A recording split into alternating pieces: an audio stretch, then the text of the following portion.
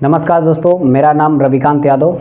हम स्टार्ट किए हैं टेक्नोमेट्री जो 8.1 है क्लास 10th का। उसमें हमने बेसिक प्लस एग्जाम्पल्स प्लस इसमें 8.1 में 3 क्वेश्चन हमने करा चुका है।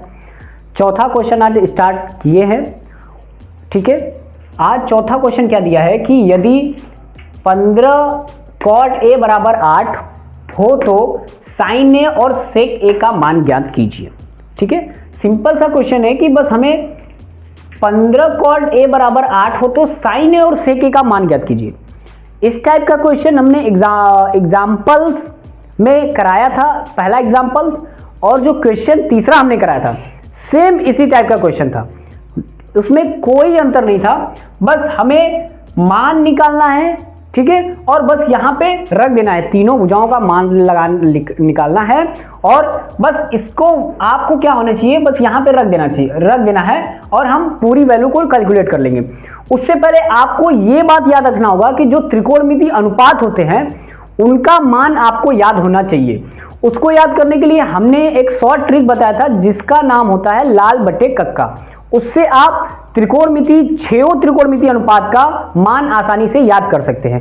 ठीक है, उसको हमने पिछले वाले वीडियो में जो बेसिक था उसमें हमने सारी डिटेल्स उसमें बताया था कि कैसे हम उसे याद करते हैं। उसका पूरा एक्सप्लेनेशन दिया था। ठीक है, एक्सप्लेन पूरा हमने किया था, उसको आप जाके हमारे पिछले वाले वीडियो में देख लीजिए। यहाँ पे हम आपको डायरेक्ट बताएंगे कि कैसे और क्या होता है। ठीक है, तो पहले हमने दिया है कि 15 cot a बराबर 8, तो यहां पे हम लिख लेंगे कि 15 cot a बराबर 8।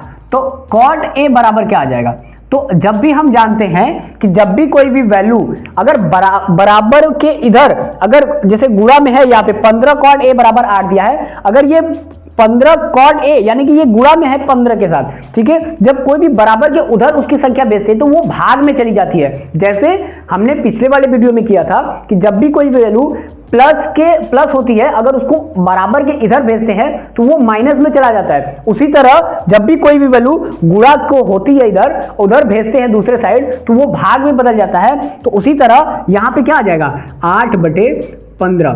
अब पता करना है आपको कि cot a का मान कितना होता है। ठीक है, तो cot a का मान कितना होता है, वो होता है आधार बटे लंब। वो आपको याद करना पड़ेगा।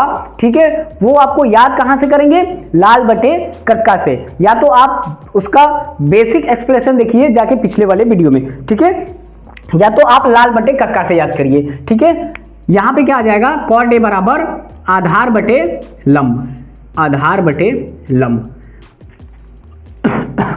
ठीक है, और त्रिकोणमितीय अनुपात में हम 3 चीजों की बात करते हैं, ये हमने बताया था। किसकी बात करते हैं, लंब, आधार और कर्ण की। यहां पे हमें लंब तो आधार तो मिल गया बट कर्ण नहीं मिला, तो उसको हम कहां से यूज करेंगे। ठीक है, उसके लिए हमने बताया था कि जब भी हम त्रिकोणमिति का यूज करते हैं उसके लिए हम एक फिगर बनाते हैं जो समकोण त्रिभुज होना चाहिए। कैसा होना चाहिए, समकोण त्रिभुज। तो सबसे पहले हम क्या करेंगे, यहां पे एक समकोण त्रिभुज बनाते हैं। कैसा बनाएंगे, एक समकोण त्रिभुज। और समकोण त्रिभुज होता क्या है, जिसका एक कोण क्या होना चाहिए, 90 डिग्री होना चाहिए। तो मान लीजिए कि ये एक 90 डिग्री है। अब इसका हम नाम सबका दे दें जो है ABC। ठीक है, अब जब हम बताया था कि जब भी कोई भी वैल्यू, अगर कोई भी कोण अगर 90 डिग्री है, यहां पे कोण भी, उसके जस्ट सामने वाली भुजा क्या होती है, वो होता है कर्ण। ठीक है, तो ये कितना हो गया, वो हो गया आपका कर्ण। अब क्वेश्चन में देखेंगे किसके सापेक्ष बात हो रही है। तो ठीक है, यहां पे क्या किसके सापेक्ष बात हो रही है, यहां पे कोण A के सापेक्ष बात हो रही है। तो अब हमने यहां किसकी बात हो रही है, यहां पे लिख लेंगे कोण A के सापेक्ष बात हो रही है।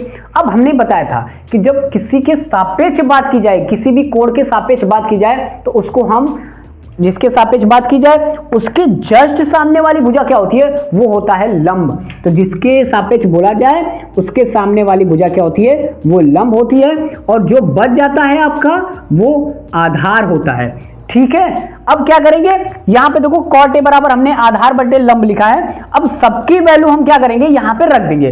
जो लंब की वैल्यू कितना, देखो लंब की वैल्यू 15 और आधार की वैल्यू 8। तो लंब की वैल्यू तो आपको 15 दिया है लेकिन आधार की वैल्यू आपको 8 दिया है। ठीक है, अब हमने बताया था कि जब भी समकोण त्रिभुज की दो भुजाएं दी रहे, जब तीसरी भुजा को निकालना हो तो वहां पे हम पाइथागोरस प्रमेय का यूज करते हैं। ठीक है, एक बार और सुन लीजिए, जब कभी भी समकोण त्रिभुज की दो भुजाएं दी रहे, जब तीसरी भुजा को निकालना हो तो वहां पे हम पाइथागोरस प्रमेय का यूज करते हैं। ठीक है, तो यहां पे क्या लिखेंगे, पाइथागोरस प्रमेय से क्या लिखेंगे, यहां पे पाइथागोरस प्रमेय से। अब पाइथागोरस प्रमेय होता क्या है, वो हमने बताया था कि पाइथागोरस प्रमेय क्या होता है, वो होता है कर्ण का स्क्वायर बराबर लंब का स्क्वायर प्लस आधार का स्क्वायर। तो उसी को यहां पे लिख लेंगे कि कर्ण का स्क्वायर बराबर होता है, वो होता है लंब का स्क्वायर प्लस आधार का स्क्वायर। ठीक है, यहां पे हमने लिख लिया। अब कर्ण की वैल्यू हमें निकालना है तो उसको यहां पे छोड़ देंगे और सबकी वैल्यू दिया है तो उसकी वैल्यू को हम लिख लेंगे। तो यहां पे किसकी वैल्यू लिखेंगे, यहां पे कर्ण हमें निकालना है तो इसका स्क्वायर कर देंगे और जिसकी वैल्यू दिया है उसको रख लो। तो 15 दिया है लंब की वैल्यू, तो लंब की वैल्यू 15 रख देंगे, इसका हम स्क्वायर करेंगे। फिर क्या दिया है, हमें आधार दिया है, तो आधार की वैल्यू हमें पता है कितना दिया है, 8, तो यहां पे रख लेंगे, ये हो गया 8। ठीक है, अब इसको जो सबका स्क्वायर कर दीजिए, तो यहाँ पे हो गया कर्ण का स्क्वायर, क्योंकि ये हमें निकालना है। तो 15 का स्क्वायर कितना होता है, वो होता है 225। ठीक है, आप स्क्वायर करके देख लीजिएगा। और 8 का स्क्वायर कितना होता है, वो होता है 64। अब कर्ण का स्क्वायर, अब दोनों को जोड़ेंगे तो कितना आएगा 289। ठीक है, जोड़ेंगे तो यही आएगा। ठीक है, अब क्या करेंगे, अब जब भी इसको क्या करेंगे, जब भी स्क्वायर किसी दूसरे साइड जाता है तो वो अंडर रूट में बदल जाता है। ठीक है, तो यहां पे क्या करेंगे, वो होता है कर्ण बराबर हो जाएगा, जब भी स्क्वायर किसी दूसरे तरफ जाता है तो वो क्या हो जाता है, अंडर रूट में चला जाता है। तो ये हो गया अंडर रूट में 289। अब 289 किसका मान होता है, वो होता है अंडर रूट 289 किसका मान होता है, वो होता है 17 का। ठीक है, अब यहां पे हमें कर्ण की वैल्यू प्राप्त हो गई, कितना, 17।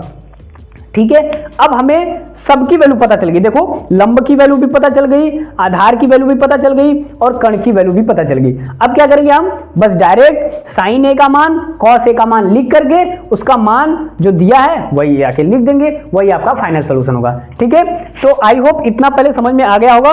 तो पहले आप इनका स्क्रीनशॉट ले लीजिए, उसके बाद आगे हम बताते हैं कि इनका मान क्या होगा। ठीक है, ठीक है, आई होप आपको समझ में आ गया होगा। तो अब हम साइन ए और सेक ए की वैल्यू निकालते हैं। ठीक है, क्या निकालेंगे, साइन ए। अब साइन ए बराबर होता क्या है, ये आपको पता होना चाहिए।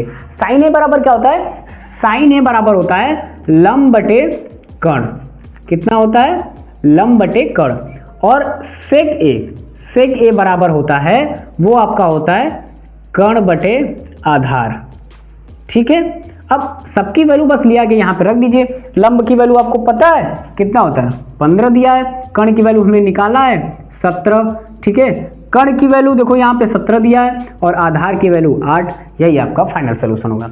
ठीक है, थैंक यू, आप इसका स्क्रीनशॉट ले लीजिए। ठीक है, आपको समझ में आ गया होगा। ठीक है।